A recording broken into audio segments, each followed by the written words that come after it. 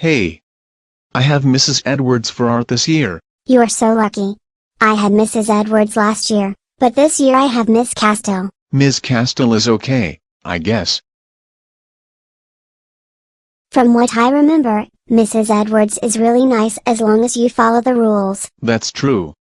Do you know what the rules are in her art room? I don't remember.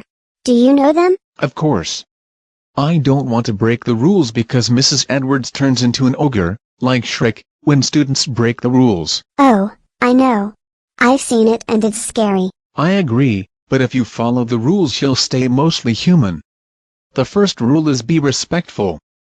Being respectful means treating others the way you would like to be treated. Never talk while Mrs. Edwards is talking. Anytime I hear Mrs. Edwards' voice I immediately stop talking and listen.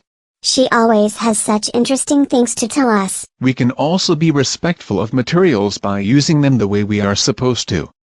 Rulers are not weapons or helicopters. Rulers are for measuring or for making straight lines. That's correct. And pencils are for writing and drawing, not for picking your nose. That's gross. I know. Disgusting even. The second rule is to follow directions. That means we have to do whatever Mrs. Edwards says because she is the boss, and she is really smart and pretty. She is also super talented. I agree. If we don't follow directions our art may not come out right or someone may get hurt. The last rule is always do your best. When Mrs. Edwards talks about craftsmanship over and over, she is talking about this rule. We should always take our time, try to stay in the lines, and fill in all white spaces. We should never scribble or rush in art class.